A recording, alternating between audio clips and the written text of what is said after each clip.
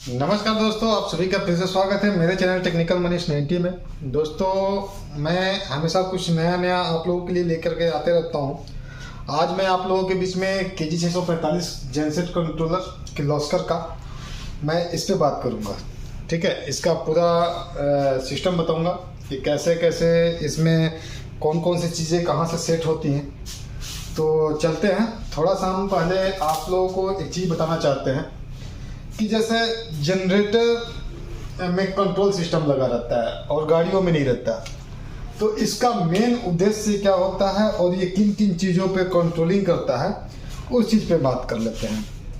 तो मान लो जैसे अपना एक जेनसेट कंट्रोलर कोई सा भी, जैसे KG 645 की बात कर लेते हैं। तो पहले इंजन में सेफ्टी किस किस चीज़ को दिया जाता है, तो सबसे महत्वपूर्ण चीज़ होता है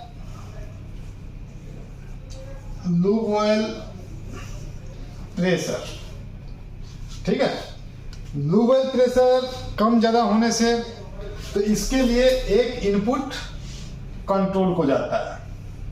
सपोज दैट ये कंट्रोल हो गया KG 645, तो इसका एक इनपुट की प्रेशर इसमें कितना बार चल रहा है वो इस कंट्रोल सिस्टम को ये देगा। ठीक है, तो एक हमारा ये हो गया क्लियर कि हम ऑयल प्रेशर का करते हैं। दूसरा चीज है नंबर 2, और ऐसा क्या सेफ्टी में इंजन से रिलेटेड है, तो एक हम ले लेते हैं वाटर टेम्परेचर।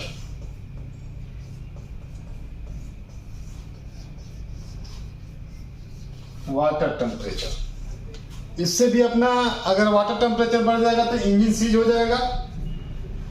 ठीक है, तो हम एक ये ले ले, ये भी एक क्या है, इनपुट है। तो ये इनपुट कहाँ जाता है, ये कंट्रोल को सेंस बताता है कि हमारे अंदर में टेम्परेचर क्या चल रहा है। ठीक है, ये हमने 2 कर दिया। तीसरा, अगर एयर कूल्ड इंजन है तो उसमें बेल्ट प्रोटेक्शन।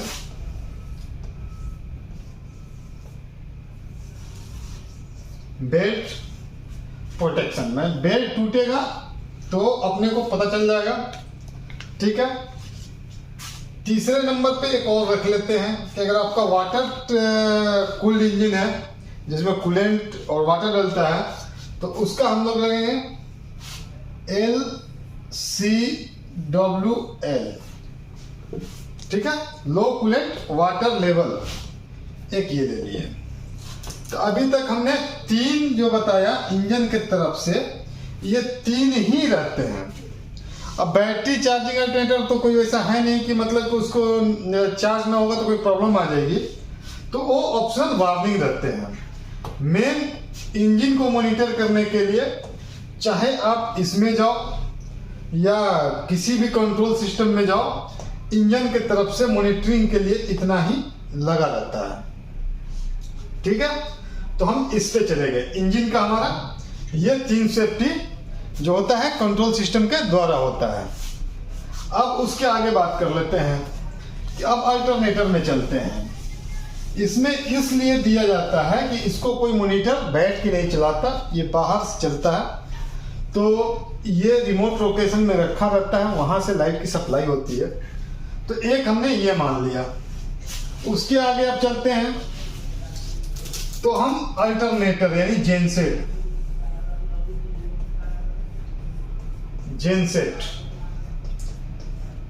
में अपने को क्या चाहिए, तो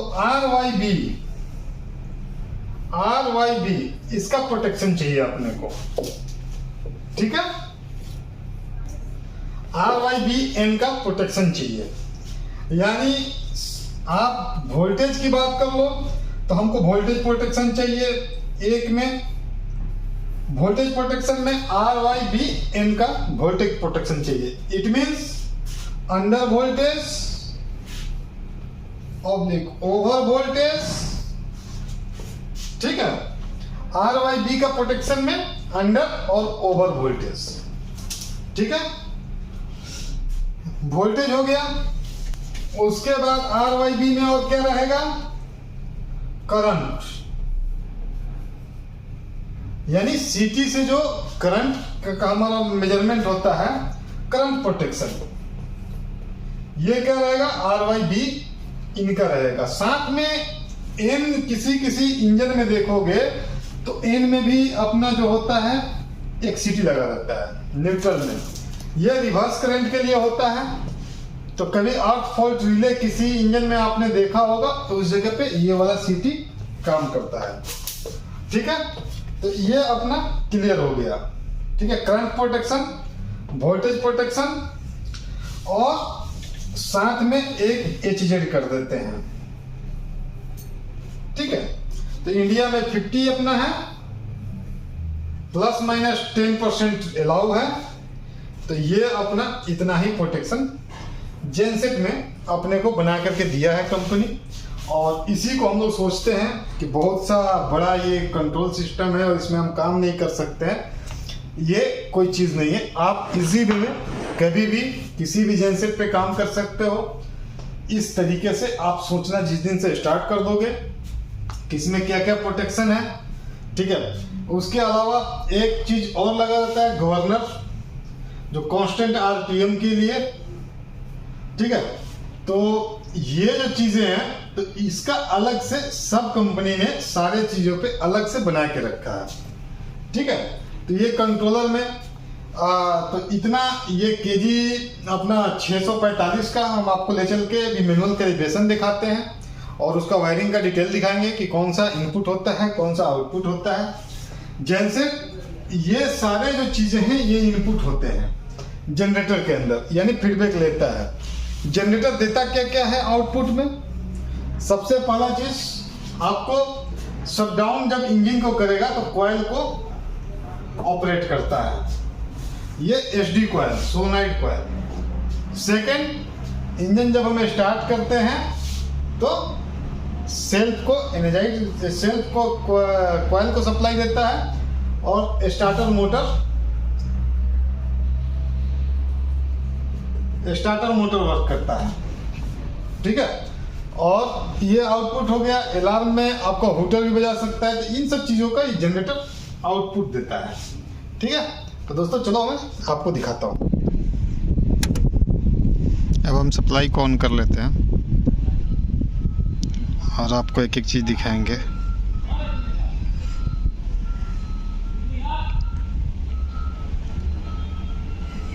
KG 645 कंट्रोलर है ये, इसका पार्ट नंबर है। इंजन ऑफ रेडी, ये आ गया। ठीक है, तो इसमें कॉन्फ़िगर के लिए मान लो कि कुछ भी आपको सेट करना होगा तो ये और ये देखो यहाँ पे दे रखा ना ये मार्किंग। ठीक है, ऐसे ये स्क्रॉलिंग के लिए काम आता है, अप एंड डाउन के लिए। अगर आपको मेन मेनू में जाना है तो इन दोनों को दबा के चले जाएंगे। ठीक है, अब इसमें देता है कि for read mode press stop, मतलब कि आप केवल देख सकते हैं, उसमें कुछ चेंजेस नहीं कर सकते। तो आप इसमें जाएंगे फॉर स्टार्ट स्टॉप दबा करके, तो इसको मैं दबा देता हूँ, इसमें पासवर्ड नहीं मांगेगा। ठीक है, अब इसमें जो है मॉड्यूल वगैरह जो भी अपना देख लो, मॉड्यूल आ गया। तो एक एक चलते हम बात करते हैं। ठीक है, मॉड्यूल में क्या क्या है, तो फिर अब मान लो कि इसके मॉड्यूल के अंदर चलना है तो हम इसको दबाएंगे। ठीक है, जनरल, प्रोफाइल नेम। ठीक है, अब इसके नीचे 1 से 5 यहाँ पे जो दिखा रहे हैं 1 से 5 इसमें ये फिगर हैं, तो इसको power on mode manual, power on lamp test enable. ठीक है, डीप स्लीप मोड इनेबल। ठीक है, अगर एक्सपेंशन मॉड्यूल डिजेबल, अगर मान लो कि कुछ आपको इसमें करना है तो उसके अनुसार आप अपने को इसको चेंज कर सकते हैं, आप जैसा भी चाहें। ठीक है, तो मैं आपको ये सारा रीड मोड और राइट मोड के लिए तो मैं पीछे चलता हूँ और उसके बाद में मैं आपको पहले मैं उसमें लेके चलता हूँ। ठीक है, मॉड्यूल, तो मैं आपको ये दिखाने के लिए राइट मोड में, सॉरी रीड मोड में गया था। अब मैं आपको लेकर के चलूँगा वापस राइट मोड में, इस सारे पैरामीटर को मैं उसी में दिखाऊंगा। ठीक है, तो फिर से मैं पीछे आ जाता हूँ, तो ये फिर से हम इसको कर लेते हैं, दोनों को दबा लेंगे तो अपना बाहर निकल गया। ठीक है, इससे हम बाहर आ गए। फिर से हमने एक बार ऑन किया और इसमें मैं आपको दिखाता हूँ कि जी 145 का वही सेम। तो फिर मैं वापस यहीं से चलूँगा और इन दोनों बटन को दबा के रखूँगा। देखो तो फिर से वही आ गया, राइट मोड और रीड मोड। तो हम राइट में चलना है तो हम स्टार्ट बटन को दबाएंगे। तो यहाँ पे स्टार्ट मोड 0 इसका पासवर्ड, फिर हम थोड़ा सा आगे लेके 1 कर देंगे, 2 कर देंगे,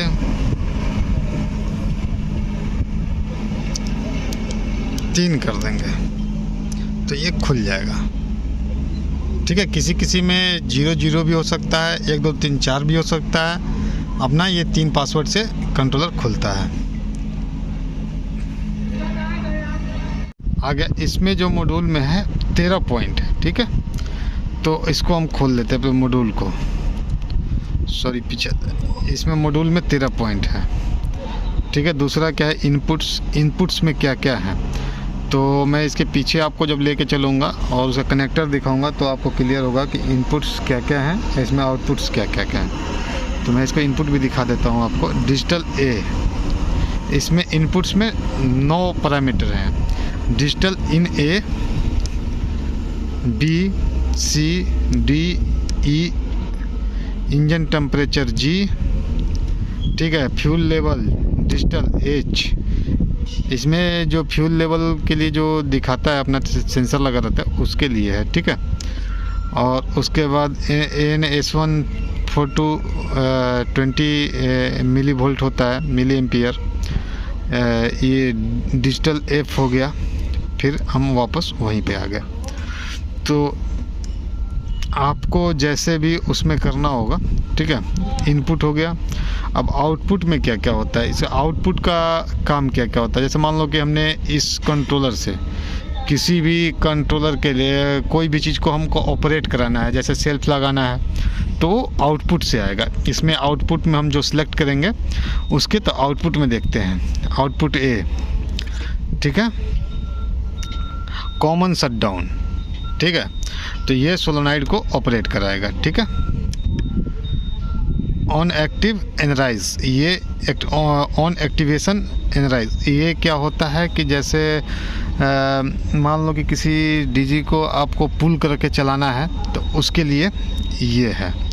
ठीक है, तो ये 2 चीज़ें, सोर्स कॉमन शटडाउन, तो ये 2 चीज़ ए में है। ठीक है, हम बी में चलते हैं, स्टार्ट रिले। ठीक है, तो यहाँ से हम क्या करते हैं कि जैसे इंजन को स्टार्ट करना है तो डायरेक्ट सेल्फ में तो इससे हम पॉजिटिव दे नहीं सकते क्योंकि हाई सोर्स सप्लाई लगेगी, वहाँ पे करंट ज़्यादा लगता है। तो इसके लिए बीच में एक रिले देते हैं और ये निगेटिव कमांड देता है। तो उसके लिए हम रिले लगा लेंगे, तो ये रिले को ऑपरेट कराता है। ठीक है, ऑन एक्टिवेशन वही सेम चीज़ जो उसमें था वही चीज़ ये भी है। ठीक है, 2 चीज़ हो गया। बी, हमको 2 ही चीज़ आउटपुट इससे लेना रहता है। अगर मान लो हुटर वगैरह बजाना हो आपको तो आप उसमें अपना, ठीक है, स्टॉप सोलोनाइड के लिए ये अपना 3 नंबर है। सी, जैसे मान के चलो कि स्टॉप सोलोनाइड का रिले ये इससे ऑपरेट होता है। ठीक है, और फिर वही चीज़ आएगा। तो दूसरा हो गया सी। ठीक है, इसके नीचे हम बढ़ जाते हैं डी। ठीक है, मेंस फेलियर, अगर इस कंट्रोल को आप किसी से कंट्रोल पैनल के साथ में, मतलब कि ऑटो पैनल के साथ में लगाते हैं तो वहाँ पे इसकी यूज़ होती है। ठीक है, दूसरा ऑन एक्टिवेशन एनराइज। तो ये चीज़ें आपको समझना होगा थोड़ा सा कि कौन से जगह पे क्या क्या चीज़ें ये होती हैं। ठीक है, ये आउटपुट हम आशा करते हैं आप समझ गए होंगे। ठीक है, अब उसके बाद नीचे चलते हैं, टाइमर्स। अब इसमें टाइमर में आपको देख लेते हैं कि क्या क्या है टाइमर में। क्रैंकिंग टाइमर, ठीक है, 5 सेकंड। ठीक है, crank reset time 10 second. Crank start delay time 3 second. तो ये क्या है, यहाँ से आप क्रैंकिंग का सारा कुछ आप सेट कर सकते हैं। जैसे हमें इसको बढ़ाना हो तो तो हम इसको बढ़ा लेंगे, 4 सेकंड कर देंगे, ठीक है। तो ऐसे करके आप इसको बढ़ा घटा कर सकते हैं, इसमें कोई दिक्कत नहीं होता है, ठीक है। ये क्रैंक टाइमर हो गया। टाइमर में हम लोग तो एक क्रैंक टाइमर हो गया। उसके बाद चलते हैं general timer. General safety monitoring 10 second. अब इसके इंजन में जो भी अपने सेंसर लगे हैं ये 10 सेकंड में मॉनिटर करता है। आप इसको बढ़ा घटा कर सकते हैं, ठीक है। ब्लिंक करने लगा, इट मीन्स हम कर सकते हैं इसको, ठीक है। जनरल टाइमर, अच्छा सॉरी, टाइमर्स में भी और भी क्रैंकिंग टाइमर हो गया, जनरल टाइमर हो गया, देखा, क्रैंकिंग टाइमर और जनरल टाइमर, ये 2 टाइमर इसमें रहते हैं, ठीक है। उसके बाद नीचे चलते हैं हम जनरेटर। तो इसमें जनरेटर और इंजन 2 अलग अलग भाग होते हैं। तो हम जनरेटर में देख लेते हैं अल्टरनेटर कॉन्फ़िगर, ठीक है। वोल्टेज मॉनिटरिंग कि मतलब कि आपका हेल्दी वोल्टेज जो भी होगा तो इसमें अपना सेट करना रहता है, ठीक है। इसमें वार्निंग चाहिए, शट डाउन चाहिए, आप अपने अनुसार इसमें 180 वोल्ट, ये क्या है कि शट डाउन अंडर वोल्टेज। ये देखो यहाँ पे क्या है कि आपका जनरेटर में अंडर वोल्टेज 180 वोल्ट पे रहेगा। अगर मान लो हमको इसको बढ़ाना घटाना हो, बड़ा घटा सकते हैं आप अपने अनुसार, ठीक है। तो ये अंडर वोल्टेज हो गया, ये अंडर वोल्टेज वार्निंग, ठीक है। अंडर वोल्टेज वार्निंग हो गया ये 200 voltage phase neutral. Over voltage shut down enable है कि कभी आपका जनरेटर ओवर वोल्टेज में बंद होता है 280 वोल्ट फेज न्यूट्रल से, यानी ये सिंगल फेज सेंस करके दे रहा है, ठीक है। ओवर वोल्टेज वार्निंग इनेबल हो गया। ओवर वोल्टेज थ्रेशोल्ड 270 इसका सेटिंग है, ठीक है। तो ऐसे वोल्टेज सेट रहते हैं, ठीक है। वोल्टेज मॉनिटरिंग, अब उसके हम नीचे चलते हैं। फ्रीक्वेंसी में भी सेम रहेगा, जैसे अपना जनरेटर इंडिया के अंदर में 50 फ्रीक्वेंसी पे चलता है, तो यहाँ पे इनेबल हो गया। इसके अंदर में देखो 47.6 पे अंडर फ्रीक्वेंसी है, मतलब इससे नीचे जाएगा तो ये शट डाउन हो जाएगा, ठीक है। ये जो है अंडर वोल्टेज शट डाउन, ये जैसे अपना फ्रीक्वेंसी हो गया, ये अंडर फ्रीक्वेंसी वार्निंग है 42 पे। ओवर फ्रीक्वेंसी ये अपने हिसाब से 57 पे है, लेकिन ज़्यादा है, ये इतना नहीं होना चाहिए, 52 पे होना चाहिए। तो आप अपने अनुसार आप इसको सेट कर सकते हैं यहाँ से। जैसे मैं भी इसको घटा देता हूँ, ठीक है, ये कम में रहना चाहिए, तो मैं इसको 55 कर देता हूँ। 52 तक, 53 तक ठीक है, 54 तक, इससे ज़्यादा नहीं होना चाहिए, ठीक है। इतना 54 तक इसको मैं रख लेता हूँ, ठीक है। तो ये हो गया। इसके बाद फ्रीक्वेंसी मॉनिटरिंग हो गई। करंट मॉनिटरिंग, तो आपको देखना पड़ेगा कितने केवीए में आप इसको लगा रहे हो, उसके अनुसार इसको करंट मॉनिटरिंग आप कर सकते हो। सीटी रेशियो आ गया, ठीक है। अब 100:5 कितना है, आप अपने अनुसार इसको सेट कर लें ताकि आपको ओवर करंट डिले, ठीक है। तो ये रहता है सारा, ठीक है। Unbalance load 125%, unbalance load delay, तो ये आपको दिखाएगा, ठीक है, करंट मॉनिटरिंग में। लोड मॉनिटरिंग, ठीक है, लोड मॉनिटरिंग में है 12 किलोवाट, ठीक है, 110% ओवरलोड पे सेट है। Overload monitoring delay 10 second. तो ये आप बढ़ा घटा कर सकते हैं, ऐसा नहीं कि मैं बोल रहा हूँ कि इतना होता है। आप अपने इंजन के अनुसार कितने केवीए का, ये जेनसेट कंट्रोलर 125 तक भी आते हैं, तो आपके उसके अनुसार आपको करना पड़ेगा, ठीक है। लोड मॉनिटरिंग ये आपका हो गया, ठीक है। जनरेटर में इन सब चीज़ों को मेंस, आप मान लो कि आप इसको ऑटो पैनल का कनेक्शन भी इसमें दे के रखे हो, तो ये ऑटो मेंस फेलियर पैनल का भी काम करेगा ये, और ये कॉन्टैक्टर को क्लोज भी कराता है, ठीक है। तो उसका सेटिंग आप देख लेना आपको ज़रूरत के अनुसार, ठीक है। Under voltage, over voltage, under frequency, over frequency, mains configure, under voltage monitoring, तो ये रहता है मेंस के लिए, ठीक है। इंजन में चलते हैं अब। कभी इंजन में क्या क्या भाई, क्रैंक डिस्कनेक्ट कितने पे होना चाहिए, ठीक है। स्टार्ट अटेम्प्ट 3 के बाद में करेंट डिस्कनेक्ट हो जाता है। डिस्कनेक्ट LLOP सेंसर डिजेबल, ठीक है। डिस्कनेक्ट LLOP थ्रेशोल्ड 2 बार प्रेशर जनरेट होगा तो करेंट डिस्कनेक्ट हो जाता है, इसका ऑयल प्रेशर से है, ठीक है।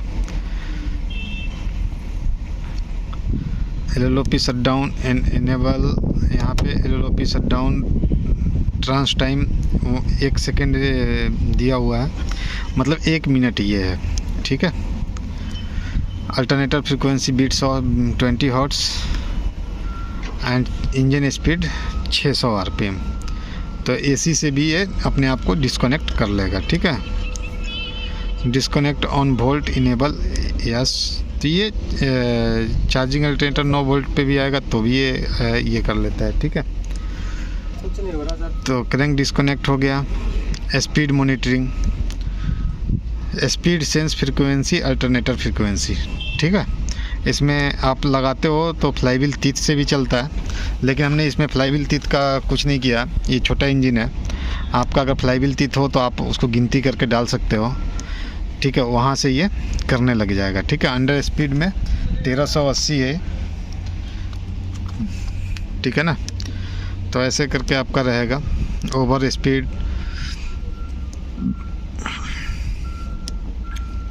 बैटरी मॉनिटरिंग, बैटरी में आपको कितना वोल्टेज कैसे क्या करना रहता है वो चीज़, सारी चीज़। अब हमारा 12 वोल्ट का डीसी है तो अब इसका तो 9.4 वोल्ट पे लो वोल्टेज तो रहेगा ही, हम तो इसको 10 से प्लस रखते हैं, ठीक है। लेकिन कभी कभी क्रैंकिंग में क्या होता है कि वोल्टेज लो हो जाता है, इसकी वजह से ये 9.4 रहता है। बैटरी हो गया।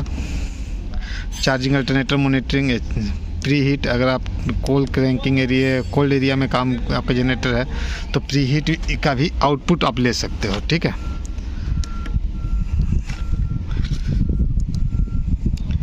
इंजन मेंटेनेंस, सबसे बड़ा ये रहता है आप लोगों का मेंटेनेंस, एयर फिल्टर, सारा कुछ जो अलार्म आता है तो उसको कैसे इसको निपटाया जा सके, ठीक है। तो ये अलार्म आ गया।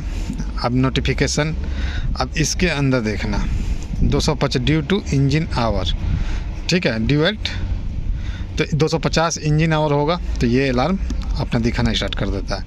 तो अब मान लो कि अब इसको आपको इंक्रीज, जैसे 250 पे आपने सर्विस कर लिया तो आप इसको इंक्रीज कर दो यहाँ से। अब ये 500 कर दोगे तो ये 500 पे दिखाएगा। अगर 550 का भी सर्विस कर दिया आपने, फिर 750 कर दोगे तो 750 का दिखाएगा। इस टाइप से ये अपना जैसे प्लस माइनस देखो करके दिखा देता हूँ। 60 हो गया तो 70 हो जाएगा सीधा। 10 घंटे एक बार में यहाँ से बढ़ता है। देखो 80 हो रहा है तो ये 280 ऐसे करके ये बढ़ेगा, ठीक है।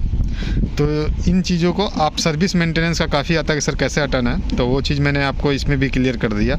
ये GC 211 वाला सिस्टम से ही काम करता है, ठीक है।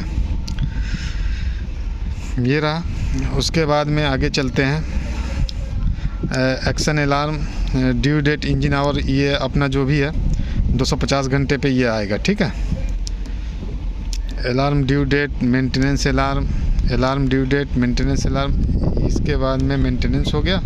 रोटरी एक्चुएटर, जैसे छोटे छोटे इंजन में रोटरी एक्चुएटर वगैरह लगे रहते हैं तो उसको इनेबल डिजेबल इसमें से आप कर सकते हो, ठीक है।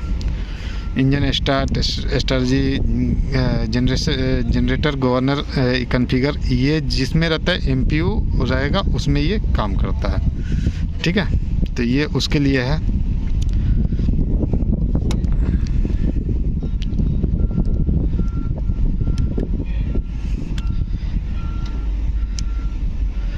एनालॉग इनपुट, ये XPDG इनपुट।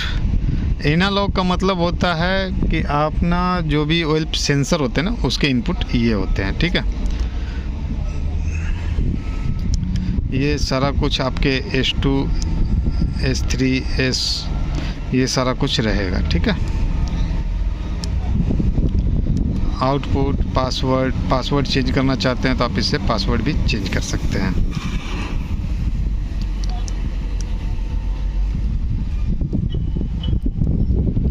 फिर अपना मॉड्यूल पे हम लोग आ गए, ठीक है। तो यही कुछ सेटिंग रहता है इसमें, ज़्यादा कुछ ऐसा नहीं है कि आप लोग परेशान हो जाओगे और कुछ प्रॉब्लम आ जाएगी इसमें। ऐसा कुछ नहीं है। फॉल्ट जो भी आप लोग फॉल्ट आता है उसको आप लोग एक बार ध्यान से देखेंगे तो 80% प्रॉब्लम रिजॉल्व हो जाता है। अब इसको हम चलते हैं बैक व्यू में, और बैक व्यू में आपको कनेक्शन दिखाते हैं। आप लोगों को रेफरेंस के लिए ये भी बता देते हैं कि एक जो सप्लाई बोर्ड होता है इसके लिए स्विच ऐसे लगा रहता है किर्लोस्कर इंजन में, बाकी महिंद्रा वगैरह में इसके साथ में जिसमें भी रहेगा वो रहेगा, ठीक है। तो हम चलते हैं, जैसे मैंने यहाँ से बंद कर दिया, ये देखो अलार्म बंद हो गया, ये मॉनिटर बंद हो गया। अब हम आपको दिखाते हैं पीछे का कि क्या क्या कनेक्शन है। अब हम पूरा ओवरव्यू आपको दिखा रहे हैं जनरेटर के अंदर का, कि इसमें कोई इंजीनियरिंग ज़्यादा नहीं होता। और ये MCB हो गया, ये CT हो गई, CT का मेन लोड केबल से जा रहा है, ये अपना रिले हो गया। तो एक्चुअली में इतना बड़ा रिले का इसमें ज़रूरत नहीं था, हमने इसमें 2 ही लिया है, एक स्टॉप सोलेनॉइड के लिए और एक स्टार्ट के लिए, ठीक है। लेकिन इतना बड़ा बोर्ड बना के कंपनी ने पैसे अपने पूरे कर लिए, ठीक है। उसके बाद में हम आते हैं इस वाले कंट्रोलर पे। अब इस कंट्रोलर पे बात कर लेते हैं। तो सबसे पहला ये आप देखना, ठीक है, RYAN BYR RYBN, ठीक है। तो ये कनेक्टर अपना जेनसेट वोल्टेज के लिए होता है। मान लो कि आपके DG में जेनसेट की वोल्टेज की प्रॉब्लम आ रही है, तो आप इसको निकाल लें और इनमें सारे में वोल्टेज मैनुअल स्टार्ट करके देख लें, ठीक है। एक चीज़ मैंने और बताया था आपको कि जैसे इसमें ये ऑटो मेंस फेल्योर पैनल के रूप में भी काम करता है। तो यहाँ पे मेंस की सप्लाई यहाँ पे आएगी, ठीक है, NBYR, ठीक है। और ये हो गया ऊपर से क्या है, ये CT, ये देखो CT का कनेक्शन, ठीक है। ये अपना हमने कंप्लीट कर दिया। इसके अलावा 2 कनेक्शन और बच गया इसमें, देखो 2 4 6 S1 S2, जो CT का एक न्यूट्रल होता है और एक वो मेन होता है। तो दोनों का अलग अलग, जैसे R का हो गया, Y का हो गया, B का हो गया। मैंने रेड, पीला और ब्लू तीनों फेस हो गए। उसके बाद ये जो 2 पॉइंट बचे हैं ये इसमें MPU के लिए दिए रहते हैं, ठीक है। अब आते हैं हम, ये ऊपर का समझ गए आप लोग। मान लीजिए कि आपके जनरेटर में वोल्टेज का प्रॉब्लम आ रही है एक फेस का कोई, तो सबसे पहले इन चारों वायर में सिंगल सिंगल करके वोल्टेज चेक करेंगे तो आपकी प्रॉब्लम दूर हो जाएगी, ठीक है। अब हम आगे बढ़ते हैं। यहाँ पे देखना, ये 26 25 24, ठीक है। तो 25 तो हो गया आपका टेम्परेचर का, यहाँ पे दिख रहा टेम्परेचर इनपुट, ठीक है। उसके बाद में इसका और क्या रहेगा, तो ऑयल प्रेशर इनपुट। तो हमने इसमें ऑयल प्रेशर इनपुट डाल दिया, ठीक है। डिजिटल इनपुट में यहाँ पे हम अपना रखेंगे टैंक का जो अपना लेवल बताता है वो इनपुट रखेंगे, ठीक है। ये इलेक्ट्रॉनिक गवर्नर जो मैंने बताया कि किसी इंजन में आपको ज़रूरत हो, अगर गवर्नर लगा हो तो आप इस पर कर सकते हैं। उसके बाद में 15 16 14 13 ये जो आ रहा है 15 16 RS485 कम्युनिकेशन पोर्ट होता है, उससे ये चलेगा। ये कैन लो कैन हाई अपना जैसे ECM बेस्ड इंजन है, तो आप इसको कैन कम्युनिकेशन भी यहाँ से दे सकते हो, ठीक है।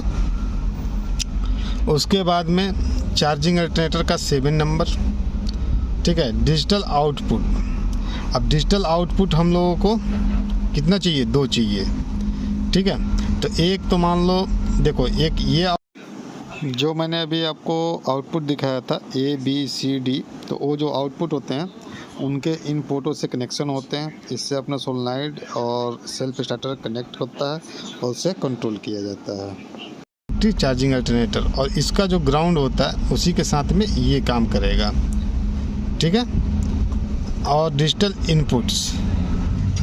इनपुट्स मतलब कि जो फीडबैक दे सकता है, तो बैटरी का सप्लाई से तो हम यहाँ से तो लेते ही हैं, और साथ में हम ऑयल प्रेशर सेंसर से भी लेते हैं। तो इनपुट्स का मतलब ये होता है कि जनरेटर कुछ ले रहा है डिजिटल इनपुट्स, और यहाँ से कुछ इनपुट्स दे रहा है, ठीक है। तो अब हम चलते हैं, एक बार इसको स्टार्ट करते हैं DC को और आपको दिखाते हैं। आशा करते हैं कि आप लोग समझ गए होंगे कि कहाँ से कौन से कैसे कैसे कनेक्शन निकलते हैं, ठीक है।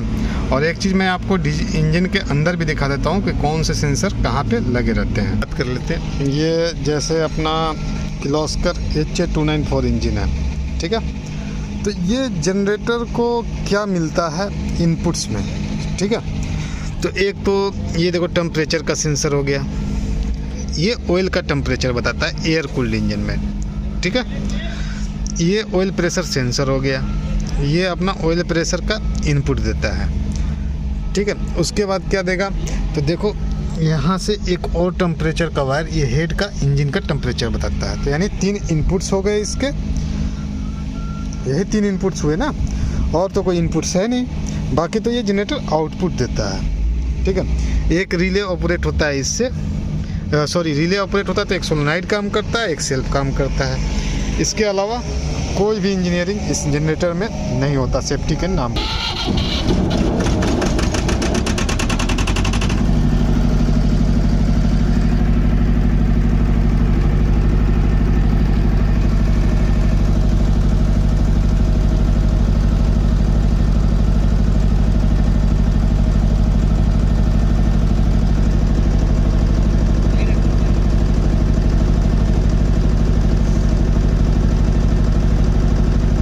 हमने अभी आपको जेनसेट कंट्रोलर KG 645 की पूरी जानकारी दी। अगर हमारा वीडियो आप लोगों को अच्छा लगता है तो लाइक, सब्सक्राइब, शेयर करें। तब तक के लिए नमस्कार। नेक्स्ट वीडियो में नई जानकारी के साथ मिलेंगे, तब तक के लिए नमस्कार।